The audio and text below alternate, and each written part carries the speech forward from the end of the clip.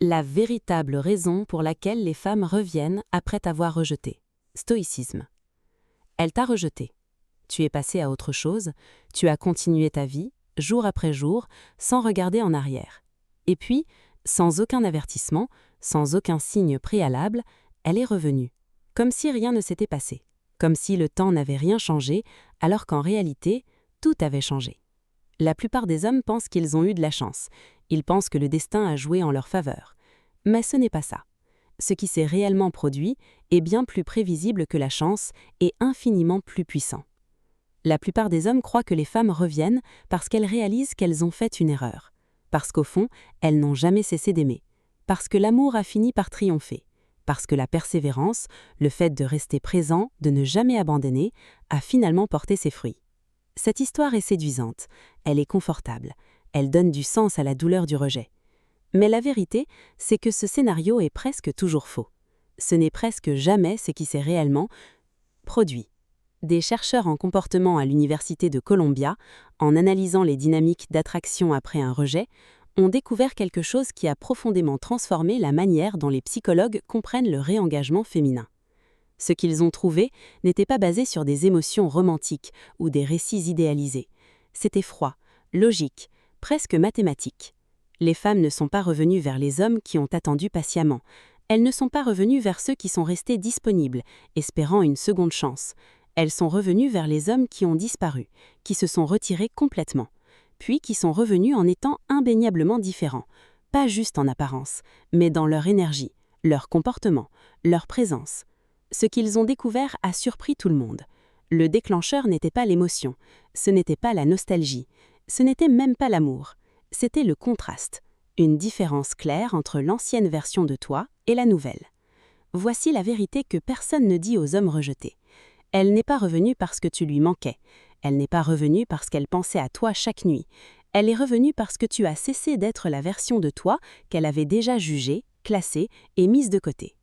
Le moment où tu t'es réellement détaché, pas pour créer une réaction, pas comme une stratégie, mais sincèrement, profondément, tu es devenu une nouvelle variable, et le cerveau humain déteste les questions sans réponse.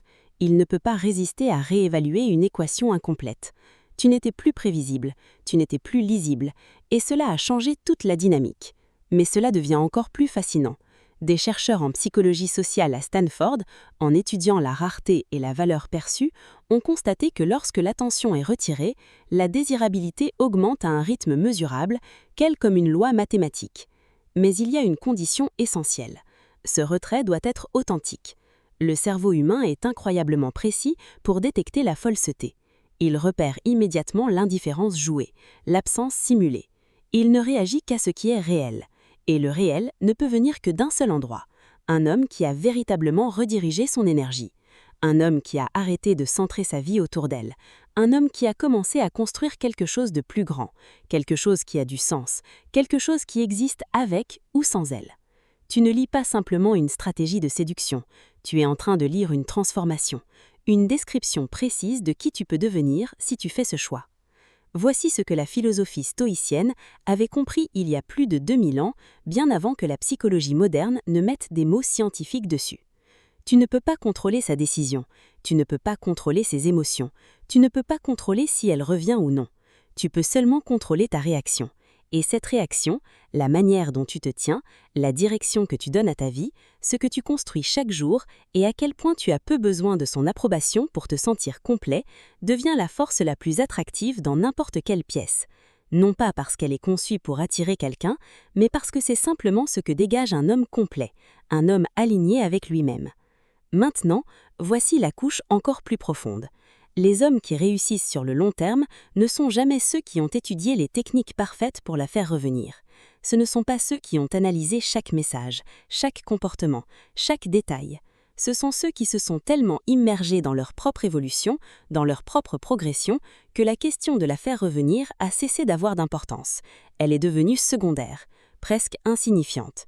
Et paradoxalement, c'est exactement à ce moment-là, quand ils ne cherchent plus à la récupérer, qu'elle réapparaît. Mais il y a un piège, et il est subtil. Après un rejet, la tentation est forte d'imiter le détachement. d'utiliser l'indifférence comme un masque, de faire prétendre ne pas s'en soucier, tout en vérifiant constamment son profil, espérant un signe, un message, une réaction. Ce n'est pas du stoïcisme, ce n'est pas de la maîtrise de soi, c'est une performance, et elle ressentira la différence presque instantanément avant même que tu aies terminé ta phrase.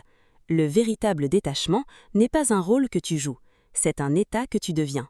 C'est le résultat naturel d'un homme qui investit sincèrement son énergie dans quelque chose de plus grand que l'opinion d'une seule personne.